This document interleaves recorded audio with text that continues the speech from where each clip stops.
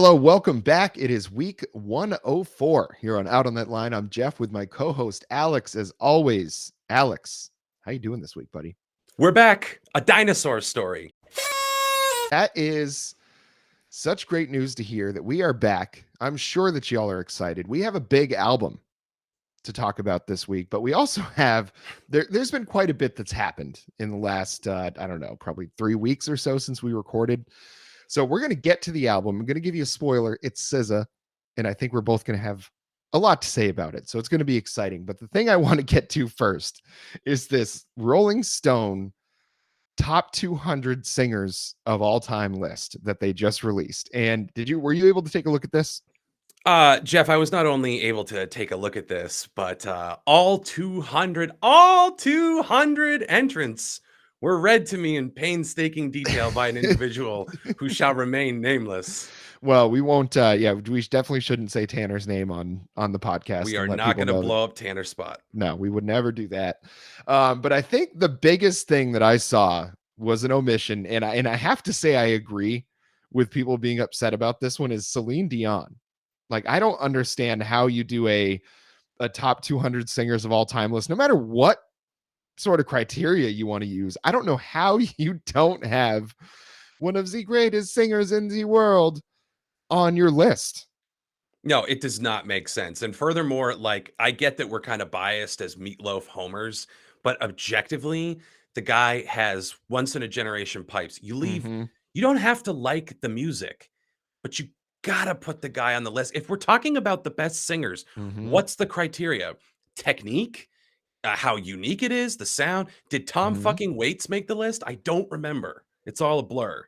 I would not be surprised if he did, but I guess the criteria for this one was less about like vocal ability, because when you think of vocal ability, you think of people like Celine Dion, like Mariah Carey, Whitney Houston, folks like that have that crazy multi-octave range that just like is rare for anybody to be able to do. And then they also have that perfect pitch to go with it, where it's like they can just sing whatever, whenever, at any time and sound like the greatest singer in the world while they do it. To leave Celine in, so I guess the criteria for this was more about like how kind of cool was it, how innovative was it, how unique was it. I think it was less about straight vocal talent, you're less about your range and that sort of thing, but more about like records sold, the feeling of it. So all of it was totally objective, or totally subjective. I apologize. So totally subjective, because like when you vote by those categories, it's going to be voted on based on how you feel. So if you never liked Celine Dion, you'll be like, I don't think she's that great according to my criteria. But how do you possibly leave Celine Dion off of that? I mean, like, let's be real here. Whether you like her or not, like, such a unique voice. We'll get into Meatloaf, but such a unique voice for Celine Dion to like leave that off the list totally is absolutely wild to me. Well, it's because these lists are compiled by douchebags. Like, that's fair. Let's call it what it is. Like, none of their write-ups are ever like, oh man, I lost my virginity to Bruce Springsteen, and I'll always remember that guy. Like, every time I hear a Bruce Springsteen song, I spring a chubby. And that's why, to me, he's got one of the greatest voices. Screen door slam, and I was taking off someone's pants. It was a magical summer. It was like nothing real and honest like that. It's all these like would-be luminaries. And I get it. We're sitting here. We're the embodiment of they don't build statues for critics. Yeah. But it's all these like would-be like music criticism luminaries that are like, yes, the dulcet tones of Bob fucking Dylan, who was number 6 on the list of the greatest singers of all time. I can crack my knuckles with more feeling. I've heard cats fuck with more harmony than Bob goddamn Dylan. I'm fired, Jeff. I told you before we started tonight. I'm having a bad night. And this is just taking me over the top. We're starting the year off with a little lemon pepper wet here. We're spicy. I mean, bad for your mental health, but good for the pod. It's really, it's kind of a zero-sum game for you. If you're in a good mood, it's less exciting on here.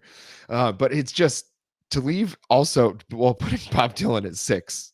Like, I don't know what criteria. If it was best songwriters list, sure, put him up there. Fine.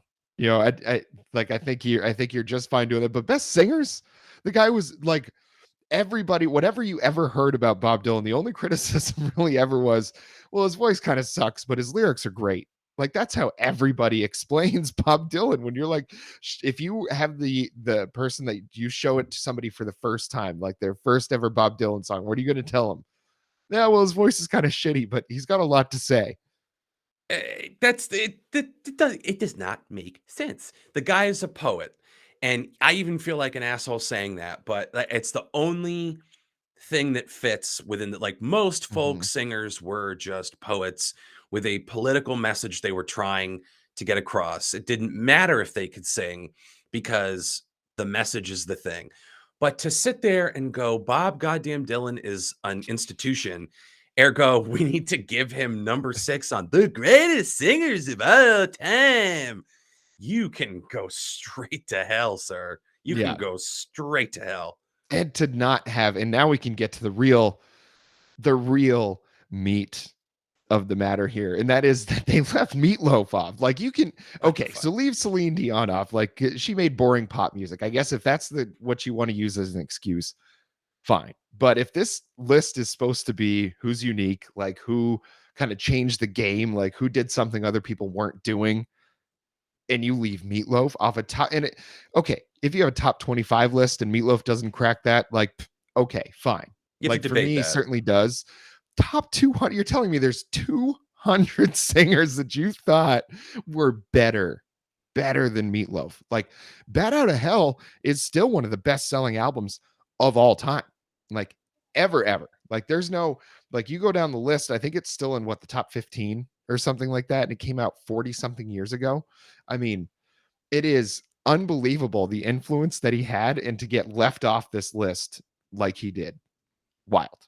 It's criminal, but the thing is, this list is just a flex for nerds. Yes. Like, Meatloaf and Celine Dion get left off the list. Alicia Keys comes in at, like, 170 because it's like that skit, "Did I ever get you to watch I Think You Should Leave?" Yes. Well, I watched some on my own. Like Oh. you did not make me. I went and I chose to do Oh. it. So don't act like you can tell me what to do and I'm just going to do it, okay? Oh, no, I just turned into the thing I hate the most, where it's like, actually, I don't know if you've heard." But the skit where, Tim Heidecker from Tim and Eric is playing the, like, jazz snob, Mhm. and he's like, "Oh, this is Tiny Boop Squig Shorterly. He was a frequent guest on the Colgate Comedy Hour.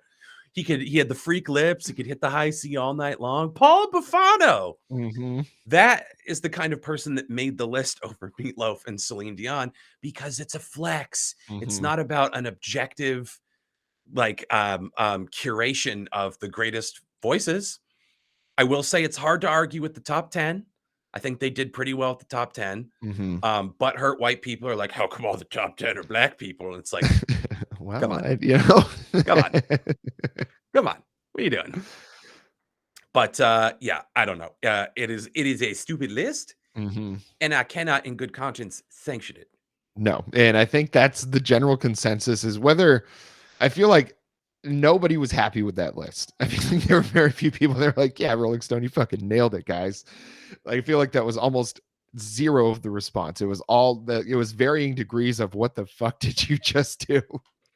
Unbelievable. I'm so fucking over it. Rolling Stone is canceled. Yeah, I don't know. I used to love Rolling Stone, man. I Yeah, used me to get that too. magazine, that big ass magazine. They used to also, it was almost same size as the ESPN magazine. It was just huge.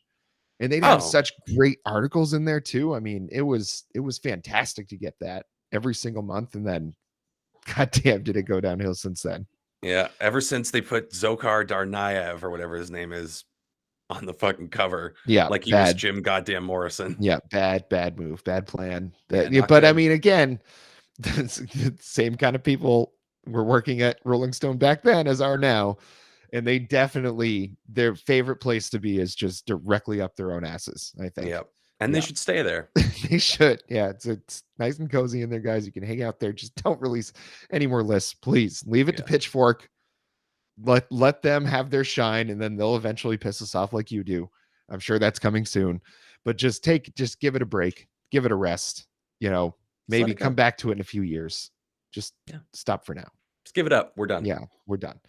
Well, what do you say we get into the first album that we're going to talk about here on the podcast in 2023? Let's do it. Let's Scissor do me. it. Oh, caught me off guard. Scissor me, daddy. So we're going to talk about SZA and her album SOS. And first of all, I got to say, she's very efficient with her album titles and her name. Like, cause wasn't the first album Control, but wasn't it like no vowels? Yeah, it was like like you'd see it on a keyboard. Yeah. I mean, just I have to commend her for that, because if you're compiling lists of albums, like she's taken up almost no space there. So that's, first of all, underrated part of the whole experience. But second of all, this was a long album. And when I saw that, I was like, I don't know if I'm going to be able to deal with it. It's like an hour and 8 minutes or something. And like, it's first world problems, obviously, people, first world problems. But I was a little wary. I was like, is this going to feel like it's dragging on too long? And I have to say that at no point did I feel like that album was dragging. It was just like so varied. And I feel like it was very narrative driven in a lot of ways. SZA is an elite shit talker, absolutely top tier elite. One of those people we say, like Megan the Stallion, like you don't want her mad at you because there's probably things you don't know about yourself that she's going to find out and totally ruin your life with. It's just like there was so much variation on the album. It was like the best parts of R&B. There was even some pop punk on there. It was a completely wild experience, like kind of back to front. Towards the tail end, I think slowed down a little bit for me, but overall it didn't really drag it down whatsoever. It was epic in scale, which I appreciated. Like I Mm-hmm. saw the 1 hour and 8 minute running time and I said, thank Christ, because it's been 5 years since Control. And I remember Mm-hmm. hearing that album and there's a song on it called Hit Different. And I was like, Mm-hmm. boy, does it. Boy, does this album. And I was just like waiting and waiting and waiting patiently. And then that like 1 to 2 year window passes, you don't get Mm-hmm. anything. And I'm like, oh no, is this another no name situation where she's just decided to stop making music because it's all been co-opted? Mm-hmm. But then you read into it and I can appreciate this because as a Brian Wilson fan, as a Steely Dan fan, Mm-hmm. SZA is a studio perfectionist. The label literally had to drag her kicking and screaming out of the booth and pry Control out of her cold hands Mm-hmm. to get it out for its release date because she was tinkering with it up until the end, like Kanye levels of it without the megalomania. Mm-hmm. She's just like such a craftswoman, and her process is so crazy too. And we'll get into that. But having waited for 5 years for this, it was well worth the wait. And I was really happy she paid it off with Mm-hmm.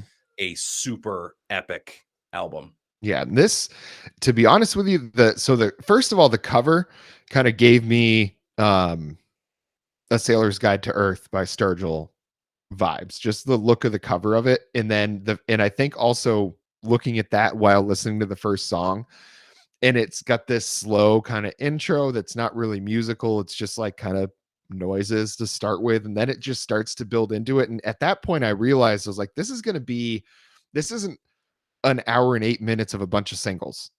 And I kind of got that vibe immediately by just how that first song SOS was structured. Is I kind of realized like she's going to be doing something different here. So I immediately kind of switched in my head, and it made a lot more sense to me why this album was going to be so long, and just kind of settled in for the journey. It didn't and like I said, at no point did I feel like it was dragging, and sometimes an album of this length, even if it's a great album, there's an hour and 8 minutes. There's a lot of space in there to maybe have a dud or two, you got some room to do that. And this is how many songs on this? It was 23 tracks on this album. So also I knew that none of them were going to be that long. So I needed to kind of pay attention because it was clearly going to be trying to move a story along, a narrative. And maybe there wasn't like one straight linear thread all the way through it. But again, we always talk about these albums that could be like concept albums, but not necessarily like a straight linear narrative storyline, but more about an emotional journey using these kind of real life experiences and real life stories to tell that experience. And I think this album does a really, really good job of doing that, where I didn't feel like at any point I was kind of having to be locked into paying attention to one storyline. It was more about going on a journey. And sonically, it was so interesting throughout this whole album. And I think that comes from her being a studio perfectionist, like you're saying. I think that adds a ton to the experience. And I think that attention to detail is absolutely necessary when you have an album of this length. Like, you have to keep the listener engaged. And I tell you, listen to it with headphones, because there's so many things going on that even on a really great speaker system like in your house, you may not catch some of that stuff.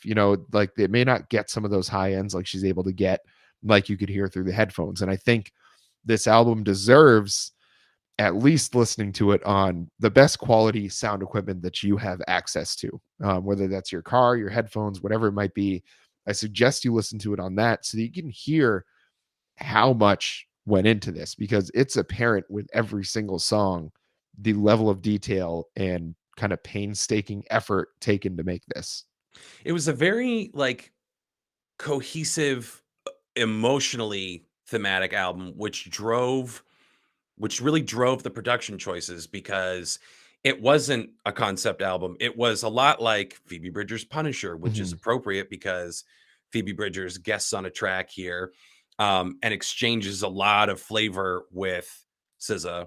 And that's one of the cool things about it is the emotions are dictating the genre and the production, Mhm. and it's just kind of cool to see her genre hop because much like Tyler Childers or Sturgill Simpson being like, don't chalk me up to one thing.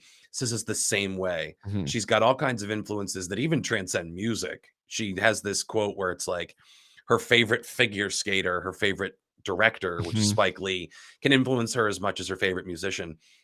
So there was this like real sense of like breadth and depth of we can get like quiet storm, pop, kind of shades of country, things that sound like they're 90s driven, things that sound incredibly modern, that kind of that Mhm. like trap beat and stuff like that. She throws it all at the wall, and it is not, you know me, I like sloppy, I like messy, Mhm. but this is fucking finely tuned and Mhm. it hums the entire way. For me, not an ounce of fat on it, despite the fact that it was an hour long.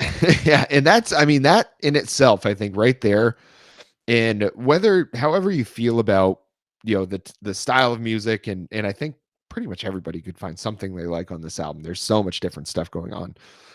But like, the fact that you have to appreciate that level of just talent. I mean, because even like, it's one thing to come up with the melodies, to come up with all that, but also to be able to get that translated, recorded, and then put together and put out into a package like this is a crazy amount of effort.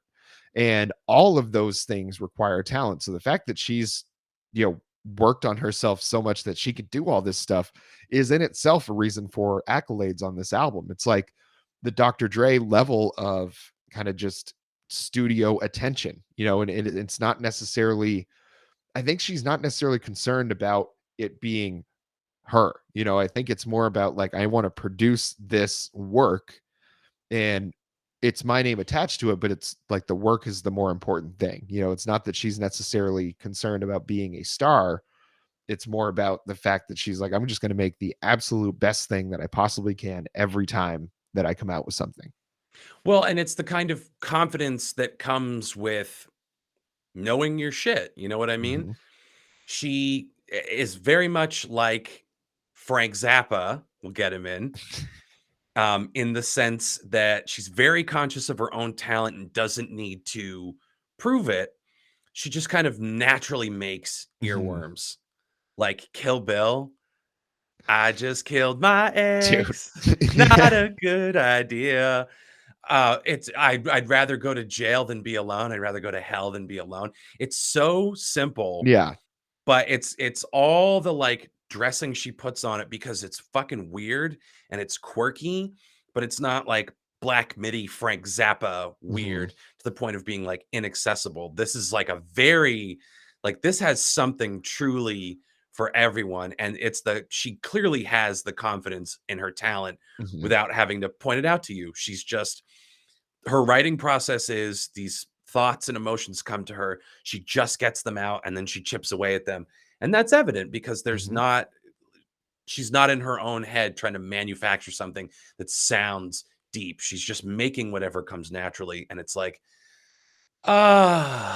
it's like a nice pharmaceutical in a warm bath. Yeah, It's just I'll nice. tell you, the real breath of fresh air when first time I heard "I might kill my ex," not the best idea.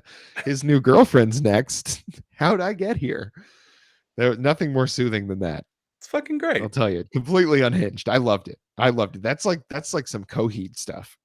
Yeah, and then you get something Yeah. like Gone Girl, which is this kind of like psychological revenge ballad, literally inspired by the movie Mhm. Gone Girl, but it's got this like sweeping emotional tenderness to it. So there's like that tongue-in-cheek aspect of not to spoil Gone Girl for anyone, but like a movie about a complete psycho chicken who like slits a dude's throat. She slit Neil Patrick Harris's throat while Mhm. she was boning him.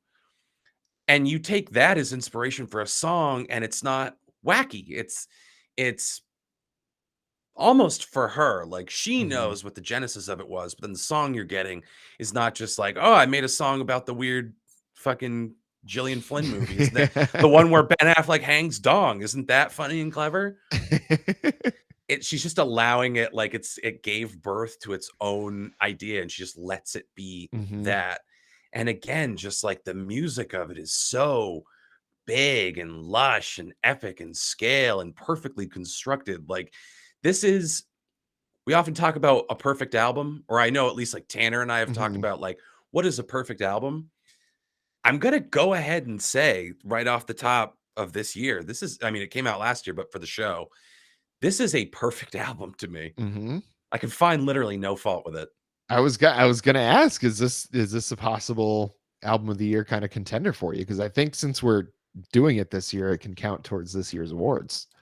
I guess that or like, fuck, I don't know, man. I might sneak it in as like lifetime achievement award honorary best of the year. I'm not gonna like Okay. throw Mitski off because I spent a year on a ride with Mitski, but I mean, fuck, if we are counting it, then this is the one to beat for the entire Well, I rest of guess the year. technically it would have been no matter what, since there aren't any others yet. It's very fair. Right now, It's also s- your least favorite. So it might be your favorite right now, but it's also your least favorite. it occupies a lot of space. Yeah. Much like the work of the album itself, it contains multitudes. Well, I wanted to point out a couple of songs in particular that when I heard them, my ears perked right up. And the first one of which was Seek and Destroy. I was like, that was when I was like, dang, she is elite, elite. Like, it's just incredible the level of shit talking that she can do. And there's some artists that I'm like, I'm so glad that I am a nobody and that they're not going to ever talk shit to me because I don't think I could handle it. Yeah. I don't think I could wrap my head around how they could be so clever about ruining my life.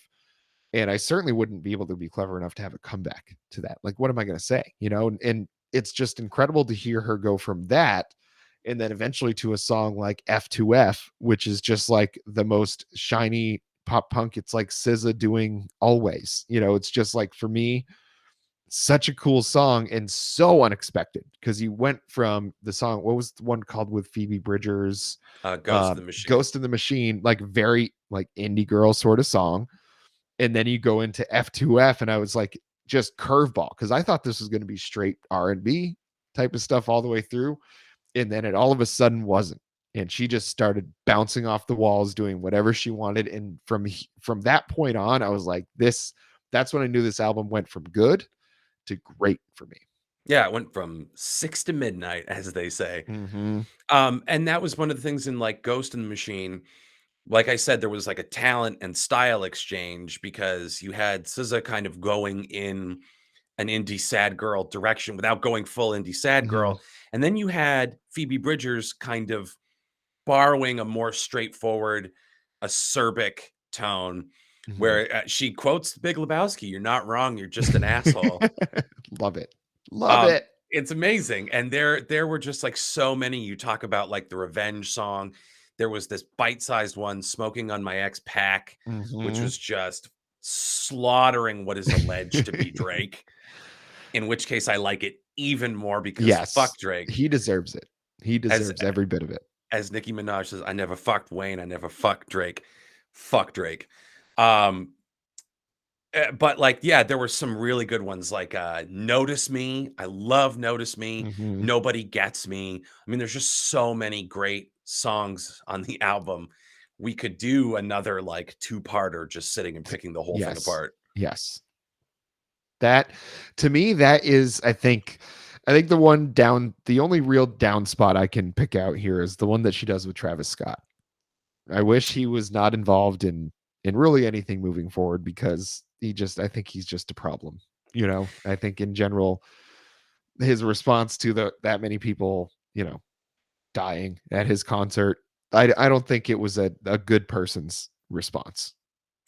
Yeah, probably not, and, like, if your issue with his inclusion is his inclusion, can't fault you on that, but in Mhm. terms of, like, the way that it sounded and the way that it was pulled off, again, it's great, it's a perfect album, I so mean, it was fantastic. Like, I'm not saying it didn't sound good, but I really wish I didn't have to sit here and say that a Travis Scott song was good. I know, I know, I know. It'd be like if DaBaby was on it, you'd be like, "Oh Oh, god, they're crushing it." yeah, hopefully she's smarter than that. Yeah, I well, hope. I'm glad. I mean, like, think about her getting Phoebe Bridgers on there. Like, that's not something that normally would have happened. Like, you had Run DMC and Aerosmith obviously doing stuff back in the day, but like the premier indie sad girl with the basically, I think probably the premier R&B sad girl. I mean, who'd have thought that would be such a dynamic combination? yeah, I mean, like, definitely the deepest sad girl, Mhm. because, like, Megan Thee Stallion, very angry, very direct, and not to chalk it all up to anger, but there was a lot of like, in Traumazine, there was a lot of hurt, and Mhm. there was a lot of frustration and anger that came out, and again, it's very direct, it's like, "Fuck you, motherfucker." And SZA's gonna be, like, a little more philosophical about it and kind Mhm. of explore those feelings more without it turning into a lot of navel gazing.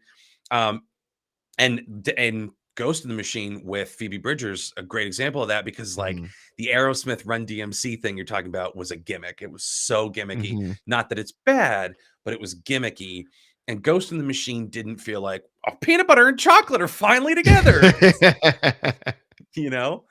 It's, it just it worked because Mhm. SZA's a craftsman. Yes, and I think really what this album hopefully showed more than Control did is that SZA's a lot more than an R&B artist. I think she got, and I certainly had kind of put her in that box because I didn't really know any better. And what I had been familiar with her was mostly her more like R&B and hip hop output. And listening to SOS all the way through made me realize that there's a lot more in that in that she's more than just those categories. I think the fact that F2F was like it could have been on the Olivia Rodrigo Sour album. I mean, it was just like that good of a just super sugary pop punk song. Um, I really do think she strikes the best balance that I've heard on an album of having that like indie level songwriting kind of craftsmanship to go along with that like elite level hip hop R&B production and kind of mixing those two versions of the songwriting as well. I don't know if I've heard anything like this before that kind of mixes those things that well. I'm sure there's other artists that have taken a stab at this, but I can't imagine it's really any better than what she did here. Yeah, and again, it's not off the wall, but it's interesting, it's Mhm. daring, and I don't think she was afraid to fall on her face, and she didn't. So again, that confidence to take chances and to experiment with it totally paid off. This is a must own for me. My little Mhm. hipster rabbit ass is going to go get this on vinyl. It is an enthusiastic stream it to start the year Yes. off. Yeah, and I mean, stream it for sure. I mean, that's that I think I was probably what 8 songs into this one and I was like, yeah, this is going to be a stream it for sure. Not realizing how much more excited I was going to get when I got like halfway through the album. So that to me is also a mark of a phenomenal album is if if I'm still excited to hear the end of the album by the time the end of the album comes around, like, you've done very well. Now, a lot of artists will fall kind of flat on their face, and I think the weakest part of this album, if you can call it that, is the last kind of several, like, handful of songs. But I wouldn't even really, I think because everything else was so exciting, those are a little bit less so by comparison. But when you're comparing to as good as the rest of the album is, like, those still land in a pretty good kind of level on the scale. So absolutely 100% stream it. If you like hip hop, if you like indie, if you like R&B, if you like just hearing good songwriting, go ahead and listen to this album. It's fantastic. Absolutely do it. Yes. Well, Alex, do you want to do a little housekeeping here? Let the folks know kind of what we've got going on. Clearly, folks, we're on video now. We're doing video podcasts. So these are going to be happening every week, just like the audio podcast where you can still get those audio versions. You can get that on Spotify, Apple Podcasts, wherever you listen to your podcast. If you're listening to one right now, if you're listening to this one, wherever you're getting that, you can still get it. But you should at least head over to the YouTube. Make sure you hit that subscribe button because we're getting quite a few followers, which helps us out because it lets us know more what you guys want to hear. The more input we get, the better we can make this whole thing. So you let us know the sorts of things that you're looking forward to this year. If there's an album that's already out that we missed towards the end of last year, let us know. Um, Other than that, Alex, do you have anything for the people?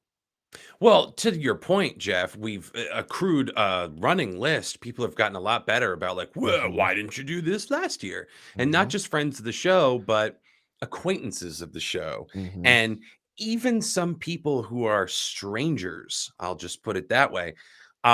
We've had a lot of requests to go back and get some stuff we didn't get last year. So we'll probably do that while we wait for the album cycle to pick up in Mm-hmm. 2023. We're going to keep cranking out reaction videos. Mm-hmm. We're going to try to come up with some more fun new content, stuff we can't talk about yet.